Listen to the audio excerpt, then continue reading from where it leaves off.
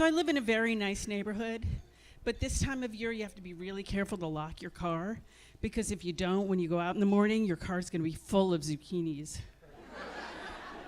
It starts out nice enough.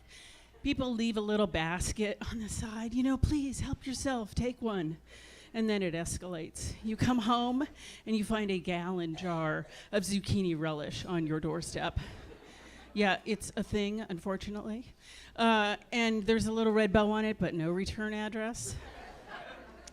Then it gets worse. If you go to a neighborhood garage sale, you are required to take 10 zucchinis, gift with purchase. And if you don't take them with you, they will run after you and stuff squash into your pants. You know the best thing about library books? When you've got one and there's 27 people waiting and you've got it. It's almost as good as sitting in your car in a crowded parking lot while people circle around and you play Candy Crush and pretend to read your library book. So I love cities. I want to be in a committed relationship with cities. In fact, I'm a size queen. The bigger, the better.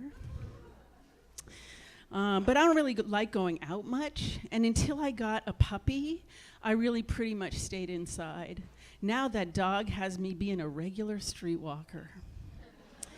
I have some super aggressive friends, bird watchers. They decided to make me go out and go camping for a weekend. I was terrified. Absolute panic. So some people in this situation might have taken Ativan, not me. For comfort, I brought along a beautiful piece of asphalt. So the first time I tried to have lesbian sex, the woman I was trying to have sex with, she said, "Let's use whipped cream." And I'm like, okay, how do we use the whipped cream? But then the can was empty. So she said, okay, let's try avocado. I'm like, all right, I'm still game. And now there's little pieces of green slimy stuff all over the bed. And the avocado wasn't ripe.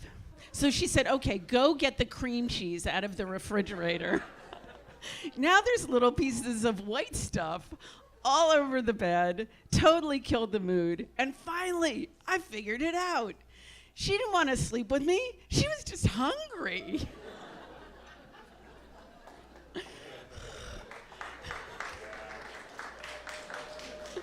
So right now, they're trying to talk about this law in Europe called the right to be forgotten, right? And clearly, this law is not being proposed by white middle-aged women. Because the minute you turn 40, you become totally invisible. They issue an invisibility cape to every woman when they turn 40. It's just like being a poltergeist. Nobody really believes you're real, but when stuff randomly falls off the wall, you're the one who gets blamed. Okay, so people can tell just by looking at me that I'm a Jew. But they hardly ever guess that I'm a professional dominatrix. Actually, because I'm not.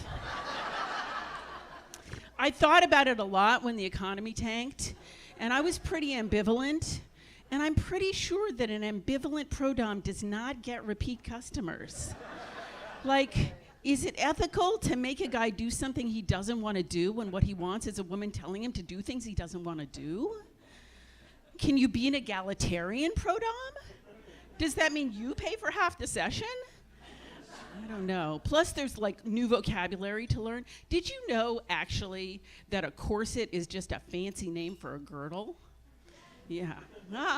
Yeah, well, I had to learn that, right? And then I'm like super safety conscious, so I had to get a lot of extra handcuff keys made, like 43. Out of control. So I'm also obsessed with beards. And you know, Portland's a great town if you're obsessed with beards. And I stare at beards and I wonder, like, what is the difference between the beards and the pubes? And then I got it. It's exactly like real estate. Location, location, location. The penthouse has a great view, but the garden apartment has a fabulous backyard. That's my time. Thank you, everyone.